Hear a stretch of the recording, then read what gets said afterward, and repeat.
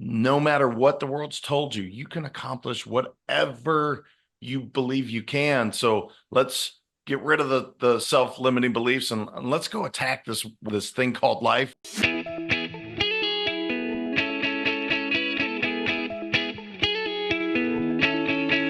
Hello and welcome to Center for Victory's podcast of Your Best Day Yet. At Center for Victory, we're here to help unlock, reinforce, and enrich relationships through personal and professional development. I'm Eric Guy, Chief Victory Officer at the Center for Victory. With me today is a gentleman from Florida. I got to talk to him already. I got to be a guest on his podcast. I think he's a pretty neat guy. I think you'll be impressed and inspired about what he has to talk about today. But JM Ryerson, seasoned entrepreneur and visionary leader, he's actually successfully sold 3 businesses and brings over 2 decades of experience to the table. He's the co-founder and CEO of Let's Go Win, dedicated to uplifting leadership and transforming team dynamics.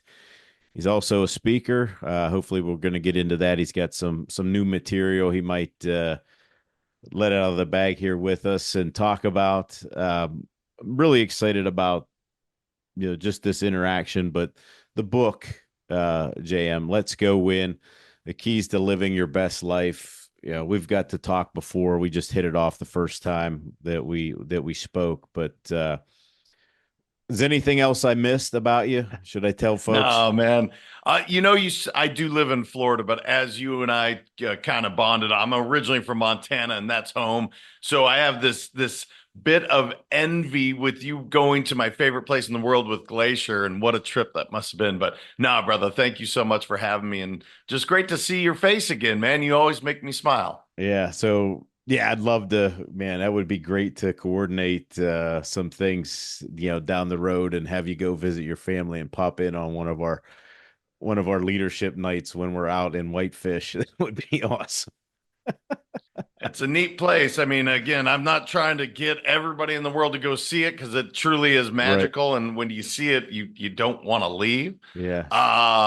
But yeah, man, that'd be really fun. And I love the work that you're doing. I think it's so important. And as I told you off air, I was like, how'd you figure that out? That's brilliant what you're doing. So I love it.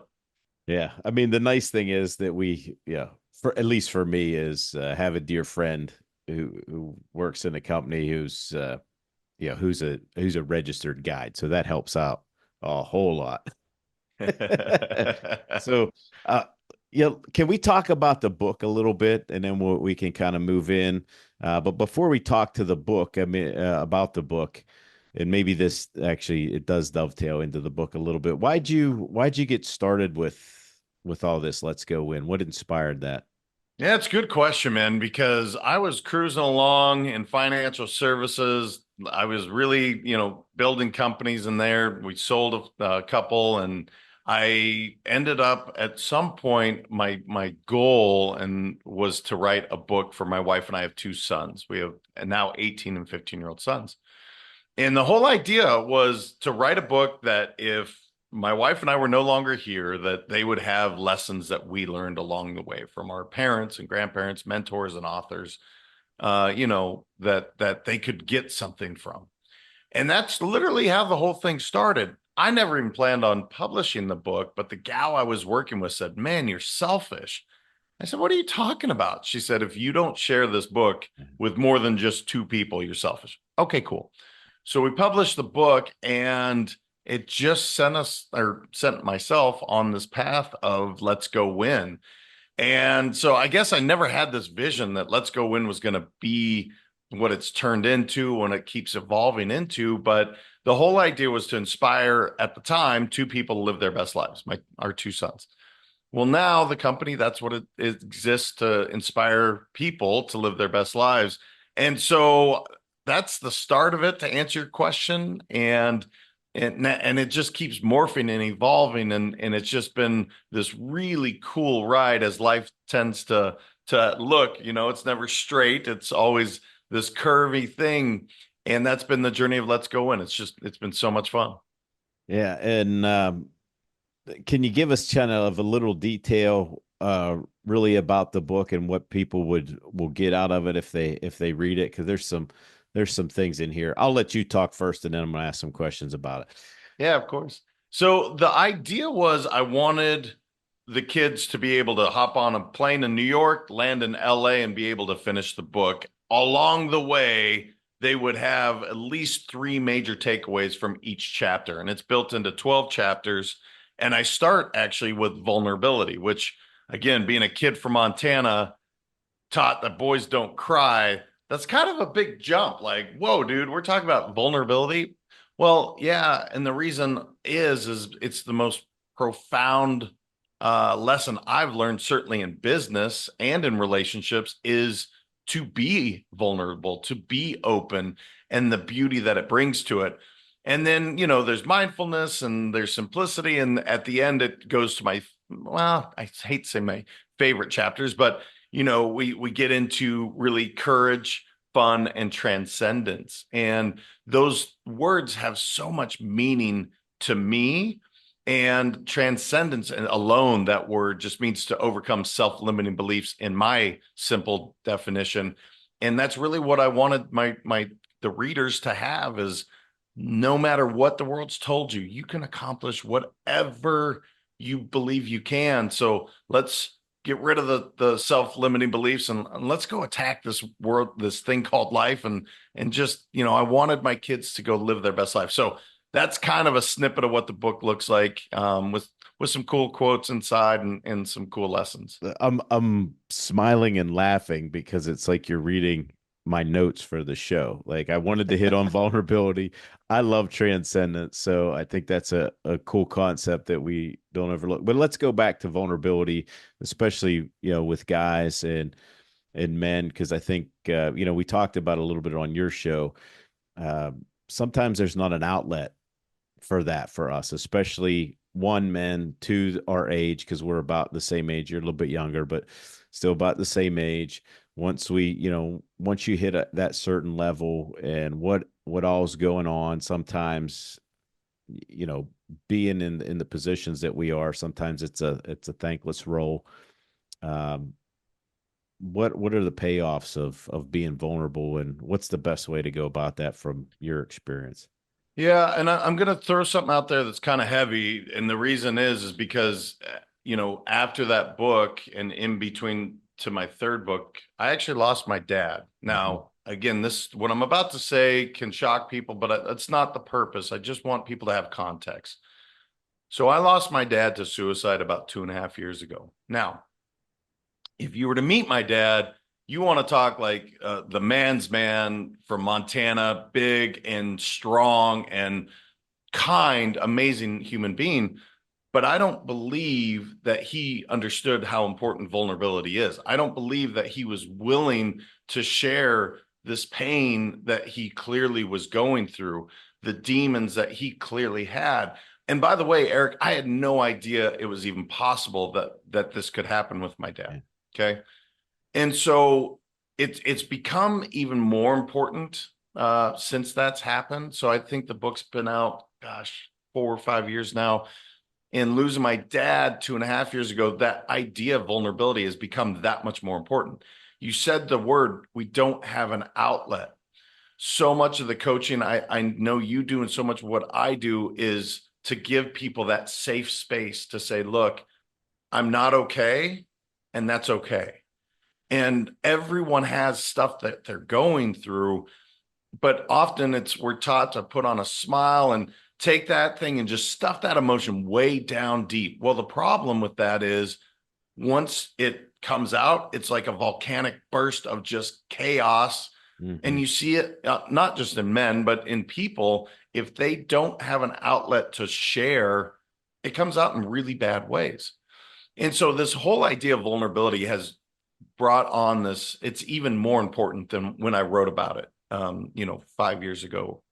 It's become this, this calling card of saying, okay, people, I really want you to embrace this idea of being vulnerable because I don't want this to happen to anyone else's family.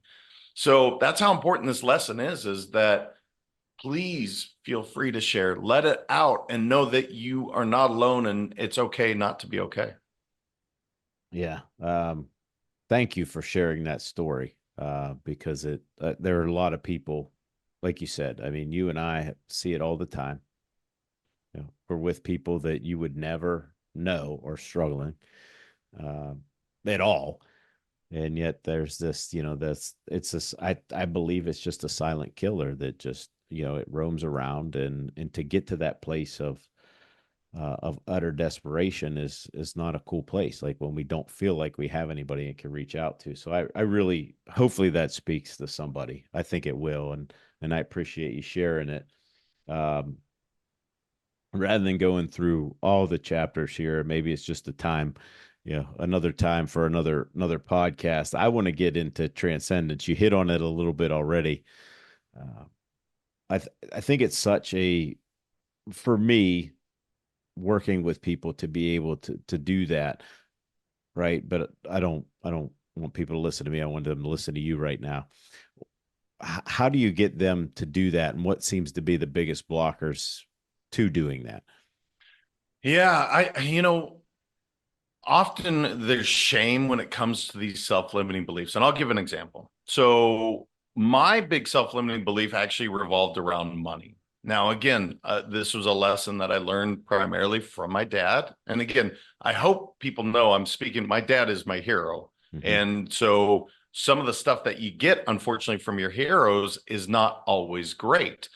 For me, I received this idea that money somehow was not a good thing, Mm-hmm. that it was, for the pretty people. And the example was my dad and I would be driving in the truck, and we'd be driving by the country club, which we certainly were not members of. And I remember my dad always saying, well, there's the pretty people. Well, I guess that meant that some reason that's a bad thing. I don't know. Now I'm like, dude, I want to be the pretty person. That's awesome. But I remember when I made seven figures for the first time, and I remember looking in the mirror and thinking, I'm not proud of who I am. That was a Mm-hmm. terrible feeling, because this is Wow. this, some people put this idea that $1 million is a thing. And by the way, it isn't. It's just a thing. It's money. And yes, you can do cool stuff with it. But I had all this emotion tied up in the fact that I had made this amount of money in a year and I wasn't worthy of it. And for me, that was where transcendence needed to come into play. Like, you need to rise above those self-limiting beliefs, because the truth of the matter is, by making that money, I create companies and give opportunities to others, give to charity. You do all this awesome stuff. Why do you have this limiting belief that A, you're not worthy of it, and B, that it's a bad thing? And so, what I want people to know, directly to your question, is some of the self limiting beliefs that you've inherited, it's not your fault, right? Your mom and dad, or parents, or grandparents, or brothers and sisters, people around you, they kind of lump stuff on you at certain points. Not that you are deserving of it, but that was just the way they saw you. And so you take this and you keep it with you for many, many years, and then you start to play small. And what I want people to do is say, all right, I'm not responsible for inheriting these self-limiting beliefs, but I certainly am responsible to overcome it so I can live my best life. And that's what I wanted my kids to know is, look, if my wife and I, Lisa, have somehow imparted some self-limiting beliefs on you, it's okay to shed that. It's okay for you to absolutely rise above anything that we did. And I hope that comes through in the chapter. I hope people feel that, because that was really the intent.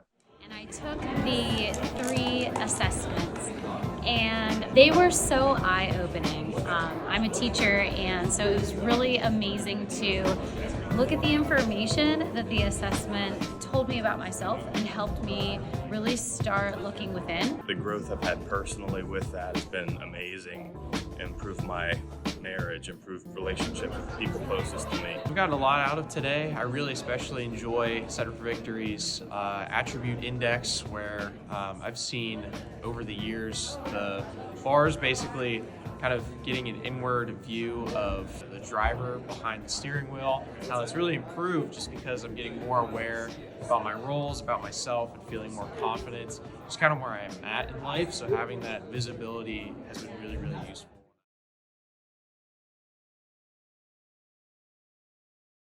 Yeah. And that's such good stuff. And I love what you said about that, just taking responsibility for maybe what you did to your kids. Cause we try to shed, the next generation tries to shed, right? There's stuff there that, I don't think we should feel shameful about. We just, we try to do our best raising our kids, hopefully, there are some people that don't, but most people I think genuinely do and want to. And I think that's a great message. It's a wonderful message. I didn't know you were going to get into that, but that's a wonderful message for our kids, for sure.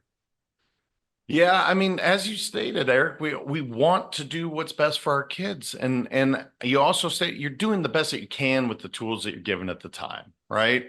And you know what's cool is my 18-year-old has meditated now since he was 14 years old.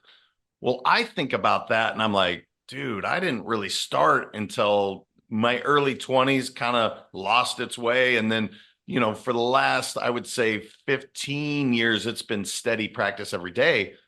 But my 14-year-old, now 18, has done it every single day. How far evolved is he going to be by the time he's 46? I Yeah. don't know, but I'm super excited to see because he's adopted something that I've found to be so important in my life and he's already made it a habit. How cool is that? You know what I mean? It is. It is very cool. Yeah. I just, all the things, my daughter resigned from her job and came to work with us, just about 4 weeks ago. And like I wanted it to happen, like, but it just, naturally I wanted it to happen as soon as she got out of college. But uh yeah, it's just so cool to be able to do that. And then yesterday we uh part of our work is obviously with adventures. So we gotta, every once in a while we have to hike. But we did, the yesterday afternoon, I'm like, hey, look, this is probably the last nice day we're gonna get in PA, like warm weather wise. And I was like, hey, let's just go out. But it was just so much fun to be out there and be able to do that right there. But just, to see your confidence in it. Cause, a lot of times we're taping video, stuff like that. Things like, it doesn't come naturally for me. And then I watch her do it and I'm like, man, I'm glad she's that confident in it. So that's a good message. And speaking of your family, just a kind of a sidebar here. I know Lisa has Let's Go Give, Hmm. her foundation, right? Like before we get back into your stuff, let's just I think it's really cool what she's doing. Can you give a little snapshot into that? Yeah, brother, good research. My wife, yeah, that's good work. So my wife has a nonprofit called Let's Go Give, Wow. and her brother passed away of esophageal cancer. Gosh, it's been about 11 years now. Time flies. And I think, as we're talking about these things, when really tragic things happen, things that shape your world, you want to do good for the world. And that's, I think, the precipice for my wife is she said, it hurts so much to lose my brother. I don't want anybody else to go through it. Let's give back to, cancer research.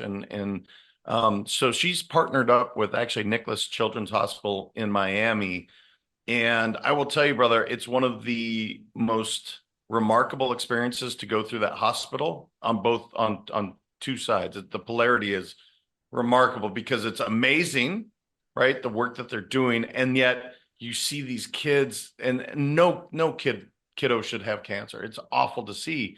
And so my wife's drive, is to support that and in ways of both monetary donation and time. Mm-hmm. And so it's cool cause. It really is. I mean, everyone unfortunately as probably listening has been affected by cancer one way or the other. They know somebody that's been affected by it. And we want a chance to eradicate that, or at least to put our little dent to do that. And so that's what Let's Go Give is all about. And it's cool to watch her really embrace and thrive with this charity to say, this was an awful moment in my life, losing Mm-hmm. him, and yet this is how I want to honor his memory. So I appreciate you bringing that up. I rarely get the chance to talk about that on podcast, brother. So thank Yeah. you for digging deep, man. That's awesome. Absolutely. And let's inspire people a little bit more about how much that she's been able to donate? Oh man, if you Pe- don't quote me on an exact number. I know it's I think several $100,000, and it's been a couple of years. She has an event coming up actually in South Florida called Uh-huh. Breakfast at Tiffany's. Yeah. Um, so I know she's a special member within the Nicholas Children's Hospital community because of the amount she's donated. So I don't know the exact amount, and I will do my research now moving forward. But what's cool about this is she gives 100% of it away. Yeah. She doesn't do the charity thing where 50% goes. No, she gives 100% of that to Nicholas right now is where it's going. So Yeah. yeah, it's pretty cool. And I just one more shout out to her. I haven't met her yet. Hopefully one day, because she's a pretty big baller when it comes to thinking big. Because my research tells me her eyes are set on donating what 33 million. Is that right? Oh, yes, that is the goal. And that is actually, we set out to, you do your financial Yeah. goals and planning, and that was her most important thing was we're going to give this amount away. And the number three is really important in our lives. So I think that's how she arrived at Yeah. 33 million. And here's the deal. We got a long way to go, but we're going to get there through all the support that people give. It's amazing. No, well, it just inspires me that she started out.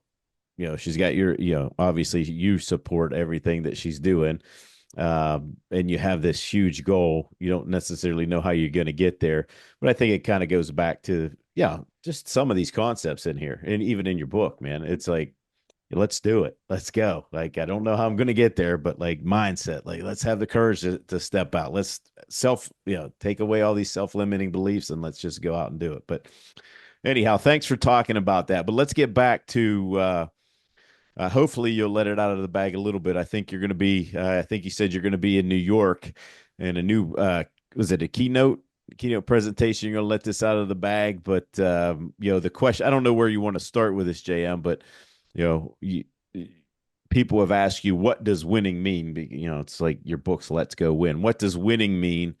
And then I think if I heard you correctly, people were, you were doing some research and it all starts with self. So how do you want to tackle this? Because Yeah, I'm man. No, excited.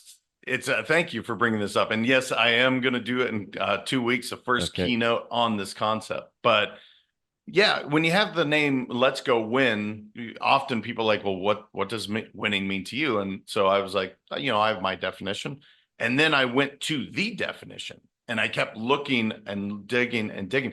And the concept that continued to come back is self-belief, self-development, self-love, self-growth. But the word self was in every definition of winning I could find. And I said, okay, that's cool, but what the heck does self mean?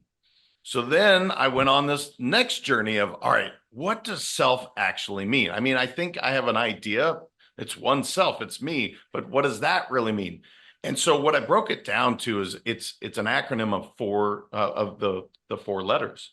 So self starts with strengths, and there's three parts. Well, there's more than that, but three main parts: our physical, our emotional, and our geez, now I'm going to fail on it. Physical, emotional, and I'll think of it in a second. And then we go to our energy, Mm-hmm. and you have the same thing. Now you have love, and then you have freedom. And so there's this cool web that starts to tie into what yourself is and what are you doing to check in on your strengths? What are you doing to check in on your energy? What are you doing to check in on your love and on your freedom? Ooh. And I started talking to people about this just like we're doing now. And people are like, oh my God. Yeah, I don't know what I'm doing for my energy actually, now Yeah. that you bring it up. Yeah. And I'm like, yeah, man, like, are you checking in on it? Uh-huh. Physical, emotional, and mental. I'm sorry, that I blanked on mental. Being a mindset coach, I blanked on the one thing I talk about all the time. And so I'm having these conversations where it's starting to simplify this concept of winning to say winning starts with you. Yeah. And if that's true, what are you doing for yourself on a daily basis in these four areas, in your strengths, your energy, your love, and your freedom? And it's just making the coaching that I do, it's just simplifying it, because I can't show up as the best dad, husband, uh, employer, brother, whatever hat I'm wearing, unless I take care of myself. I can't truly have someone love me unless I love myself first. And that sounds like, well, yeah, of course. But going back to a conversation we were having earlier, so often people aren't looking at taking care of themselves. They're looking outward to take care of Mm-hmm. everyone else. So, yeah, man, I'm excited to roll it out. I'm having a lot of dialogue on it to really refine the message. Mm-hmm. But at the end of the day, it does start with self. And the four things are your strength, your energy, your love, and your freedom. That makes a lot of sense. That makes a lot of sense. I hope, can you come back and let's tear that apart once you get that up and going. Is that a deal? Yes, sir. I would love to. And I would Uh, love to get your take on it, man. uh, With all your background, everything you've done developmentally wise, it's like, dude, I want people to poke holes in it. I want people to add to it. This is just a concept that's kind of spurred. So 100%, I'm in. yeah. Okay. Good. Good. Good. Good. It just makes so much sense. Like, you check in on your energy, check in on your freedom. It just makes so much sense. So I can't wait. Very excited to hear about that. Before I forget, how do people get in touch with you? What's the best way to link up with you? Yeah, brother, I appreciate that. I would say let's go win.com. It's got all the free resources for people. And please take advantage of it. That we Yeah. created them so people could live their best life. If you want to connect directly, I would say info at letsgowin.com. Professionally, what do? I help companies double or triple their revenues. And I do that with sales leadership and building teams. That's the idea. So if anybody's sitting here listening, going, well, cool, man, but what do you do with all this? That's what I do. And I would love the opportunity to at least have a conversation. And Eric, you do a great job hosting, brother. I just humbled to be on the show and so grateful to have you in my life. Yeah. Well, you got the last question. So the last question with every guest on the show is, how do you, JM, define your best day? Wow. It's a big question. I Yes. would say how I define my best day is setting my intention straight out of the gate with, like, for instance, today I set an intention of high energy. So hopefully I brought that today. And I said the three things I was grateful for. Then I went through my normal routine, which involves, the meditation, the breathing, the yoga, the cold plunge, the working out, all that stuff. And the whole idea of that, Eric, is to take care of myself, right? So I can show up with that high energy. To me, that's a perfect day, is set that intention, go give it 100%. Now, make the mistakes along the way for sure, which I've already made several this morning. I forgot talking about mental, so, but to me, it's not about being perfect. And I know it's called a perfect day, but perfection is a bit of the enemy of greatness in my eyes. So my idea is to just give 100% to that day and be okay with the results. So that's my definition, long-winded, but that's how I look at that. I love it. I love it. Love it. Love it. Good stuff. Any last comments, thoughts before we end the podcast? The last thing it's just weighing on my heart and my mind is I hope people can show up as their true authentic self. There's that word again, because that's the most powerful way that you can show up, and it's also the most beautiful way. So that would be my last party message is, I do talk about it in the book, taking the masks off. Mm-hmm. Masks are meant for parties. It's not meant for real life. Take the mask off, man. Be you. You're beautiful and you bring so much to the world, but playing small or putting a mask on, forget that. Just be you and people will embrace that. So that would be my parting shot. All right. That's a good one. All right. Thanks again. Love for you to come back. Let's dissect that that self, peace, strength, energy, love, and freedom.